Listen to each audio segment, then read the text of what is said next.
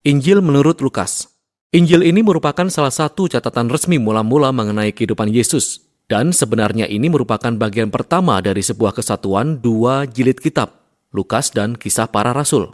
Jika kita membandingkan kalimat pembukaan dari kedua kitab ini, jelas terlihat ini dibuat oleh penulis yang sama.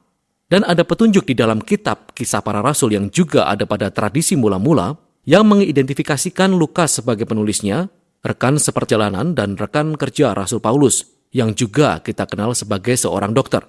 Lukas mengawali tulisannya dengan pendahuluan yang menjelaskan bagaimana dan mengapa kitab ini ditulis. Dia mengakui bahwa masih ada banyak lagi catatan lain yang baik tentang perjalanan hidup Yesus di luar sana. Namun ia ingin kembali kepada tradisi-tradisi saksi mata yang diceritakan oleh sebanyak mungkin murid Yesus yang mula-mula, supaya ia bisa menghasilkan apa yang ia sebut catatan yang tersusun rapi tentang hal-hal yang telah digenapi di tengah kita. Adapun kata digenapi menunjukkan alasan mengapa Lukas menulis catatan ini. Baginya, kisah tentang Yesus bukan hanya sekedar sejarah kuno. Dia ingin menunjukkan bagaimana kisah tentang Yesus ini menjadi penggenapan kisah perjanjian yang panjang antara Allah dan bangsa Israel. Dan yang lebih besar dari itu adalah kisah mengenai Allah dan seisi dunia ini. Susunan buku ini cukup jelas. Terdapat pendahuluan panjang yang menyusun kisah tentang Yohanes Pembaptis dan Yesus. Kemudian pada pasal 3 hingga 9, Lukas menyampaikan gambaran yang kuat tentang Yesus dan misinya di tempat asalnya, Galilea. Setelah itu, bagian tengah buku ini, yaitu bagian terbesar, menceritakan perjalanan panjang Yesus ke Yerusalem yang menuntun kita kepada klimaks cerita. Minggu terakhir Yesus di Yerusalem yang membawanya pada kematian dan kebangkitannya. Dan ini berlanjut ke kitab Kisah Para Rasul. Pada video ini, kita hanya akan berfokus pada paruh pertama Injil Lukas. Kelanjutan dari pendahuluan kitab ini menceritakan kemiripan antara kisah kelahiran Yohanes Pembaptis dan Yesus. Di situ ada pasangan manula Imam Sakaria dan Elisabet, dan juga ada seorang gadis perawan Maria dan Yusuf. Kedua pasangan ini menerima janji ilahi yang mustahil untuk mereka memiliki anak laki-laki. Kedua janji ini kemudian digenapi ketika Yohanes dan Yesus lahir, dan kedua orang tua mereka menyanyikan puisi ucapan syukur. Adapun lagu-lagu puitis ini dipenuhi dengan pesan-pesan dari Mazmur dan nubuatan perjanjian lama yang menunjukkan bagaimana kedua anak ini akan menggenapi janji-janji Allah di masa lampau. Namun puisi-puisi ini juga menggambarkan peran masing-masing anak pada kisah hidup mereka selanjutnya. Jadi Yohanes adalah nabi yang dijanjikan dalam kitab Taurat dan para nabi, yang akan mempersiapkan bangsa Israel untuk bertemu dengan Allah mereka. Dan Yesus adalah Raja Mesianis yang dijanjikan kepada Daud, yang akan membawa pemerintahan Allah atas Israel dan berkat Allah kepada bangsa-bangsa seperti yang dijanjikan kepada Abraham. Setelah ini, Maria membawa Yesus ke bait Allah di Yerusalem untuk diserahkan kepada Tuhan dan dua nabi senior, Hana dan Simeon. Mereka melihat Yesus dan sadarlah mereka siapa dia. Dan Simeon menyanyikan pujian sebuah puisi yang terinspirasi dari Nabi Yesaya. Katanya, anak ini adalah keselamatan dari Allah untuk Israel, dan dia akan menjadi terang bagi bangsa-bangsa. Jadi dengan semua pendahuluan ini, ceritanya berlanjut ke bagian utama berikutnya, di mana Lukas menampilkan Yesus dan misinya. Lukas memulainya dengan gerakan pembaharuan Yohanes di Sungai Yordan, di mana dia memanggil petobat baru, mengembalikan Israel kepada keberadaan mereka melalui baptisan. Dia sedang mempersiapkan kedatangan kerajaan Allah. Dan kemudian, Yesus tampil sebagai pemimpin Israel yang baru dan dia ditandai oleh Roh Kudus dan suara Allah dari surga. Dialah anak Allah yang dikasihi. Kemudian Lukas melanjutkan tulisannya dengan silsilah Yesus dan mengurut asal-usul Yesus kepada Daud, lalu kepada Abraham, dan kepada Adam dari kitab Kejadian. Di sini Lukas menyatakan bahwa Yesus benarlah Raja Mesianis Israel yang akan membawa berkat Allah tidak hanya kepada Israel, keluarga Abraham, dia ada bagi semua anak-anak Adam, bagi semua umat manusia.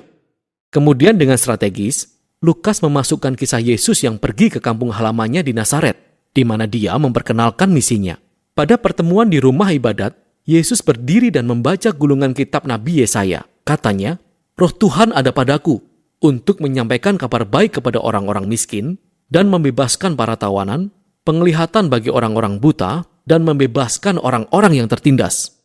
Sama seperti di kitab Injil yang lain, Yesus dinyatakan di sini, bahwa dialah Raja Mesianis yang membawa kabar baik kerajaan Allah. Namun yang secara unik digarisbawahi Lukas adalah dampak sosial dari misi Yesus.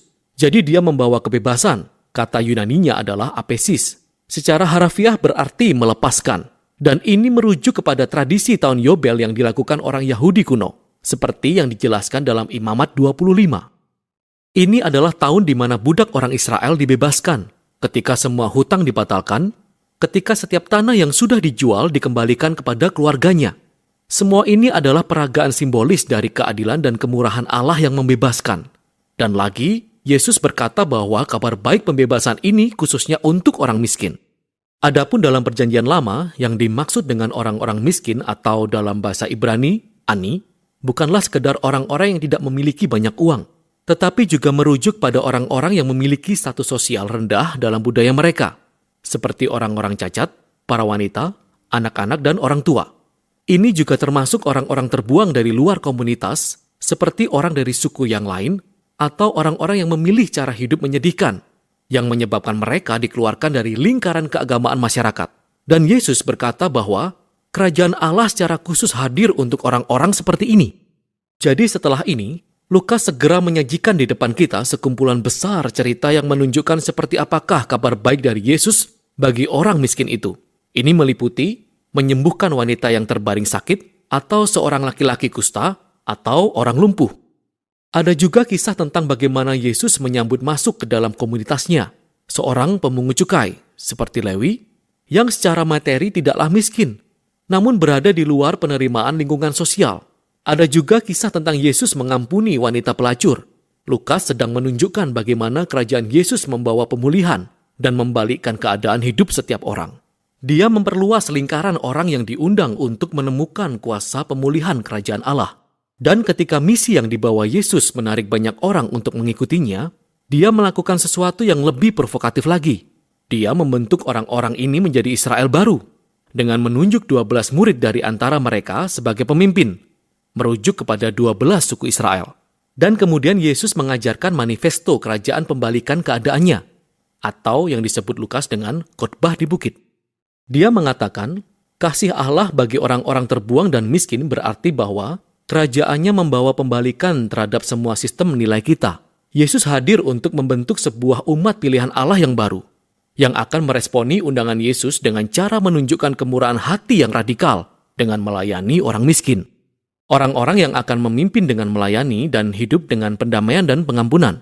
Orang-orang yang penuh kesalehan, namun menolak kemunafikan agamawi. Sekarang visi kerajaan yang radikal dari Yesus telah menegaskan otoritas ilahi, dimulai dengan menimbulkan perlawanan dan kontroversi, khususnya dari para pemimpin agama Israel.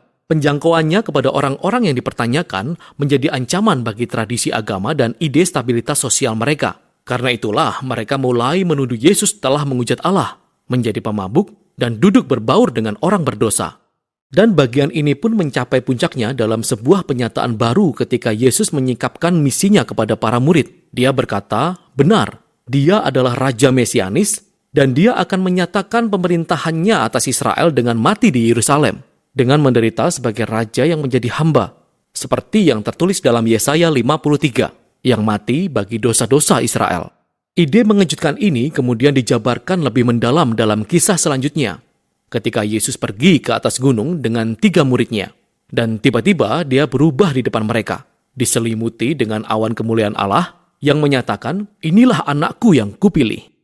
Kemudian Musa dan Elia ada di sana, 2 nabi lainnya yang pernah mendengar suara Tuhan di atas gunung. Dan Lukas memberitahukan kita bahwa mereka sedang berbicara tentang kepergian Yesus yang akan digenapinya di Yerusalem. Adapun dalam bahasa Yunani, kata Exodus artinya kepergian, dengan jelas merujuk kepada kisah Keluaran.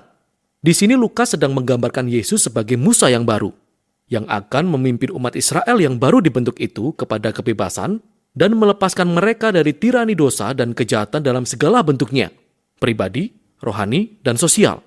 Dan ini akan menuntun kita pada paruh kedua dari kitab ini.